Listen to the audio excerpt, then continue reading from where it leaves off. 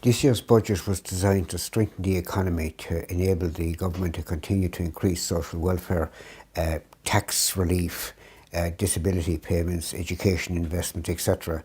Now, because of that, there was less day-to-day spending and more capital spending in the budget. But despite all that, there are still a number of very significant changes in social welfare, particularly targeted at large families. For example, uh, there's a general increase in social welfare payments of €10 per week per individual. In other words, if both husband and wife or two people cohabiting were each in receipt of social welfare, each would get €10 per week increase. But that's not all. The position is that for people with dependent children, the amount which you can claim for each dependent child has been significantly increased. For children for children under the age of 12, the increase brings the payment for each child up to €58 per week. When the child is over 12, the increase will bring the payment to €78 per week. In other words, to take an example of a couple where husband and wife, the husband is claiming for his wife and two kids. One of the children is under 12 and the other is over 12. Right now, the amount he can get on a weekly basis is €515 per week.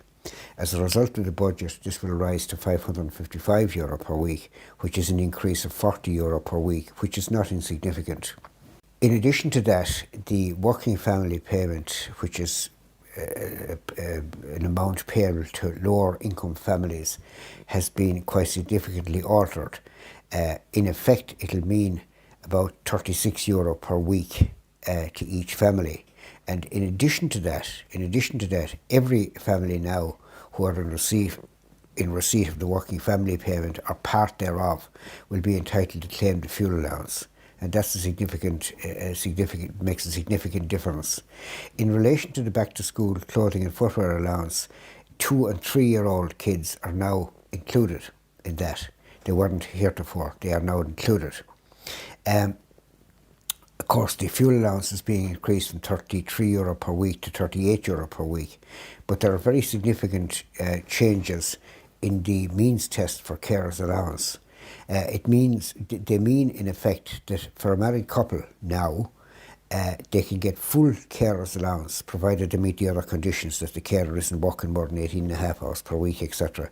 But they can get full carers allowance even if their income is 100,000 per annum. And even if it goes over 100,000 per annum, up to 110, 115,000, they can still get partial carers allowance. Now that's a significant step towards removing the means test for carers allowance, which the government should be able, all things going well, the government should be able to do over the next budget, possibly over the next two budgets, but hopefully in the next budget, I think it'll be quite possible. There were a number of other changes which I don't want to go into the details of, but suffice it to say that the budget for disability services was increased by 20%, which is quite a dramatic increase, and that should reflect itself in relation to places, hours of service available to these families. And as I said, there has been a continual problem as regards places. One of the interesting things introduced here is that when somebody is waiting for an assessment, they're supposed to have the assessment within 6 months. That doesn't happen usually, but now there'll be provision for 6,500 of those assessments to be done privately outside the system, like the treatment purchase fund for patients generally, which should speed up the process quite considerably. In relation to education, there'll be extra teachers, extra SNAs, over 1,700 extra special needs assistants, over 1,000 extra teachers. The capitation fund is going up quite dramatically, €50 per pupil for in the primary sector, and €20 per pupil in the post-primary sector. So, looking at the total expenditure in the budget, while a lot of it is on capital and, providing money for, say, water services, electricity, energy services to enable more houses to be built because there is a severe housing shortage. Without that type of expenditure, the economy would not be in a position to continue delivering social welfare and tax benefits over the 4 budgets which are left in the lifetime of this government. But those changes in social welfare, I think, are quite significant, particularly, as I say, for poorer families. That is an example of targeting. Now, a number of people have mentioned to me about the child allowance, which is known as the child benefit, that hasn't been increased. The reason it wasn't increased this year is because it goes to everybody. It's a universal benefit, including the people who are at the very top of the pay range.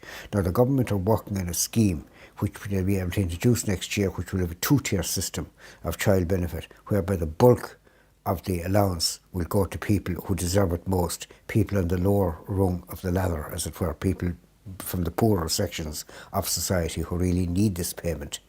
So if anybody has any queries in relation to this, in relation to any particular one of the changes, etc., please feel free to get in touch with me.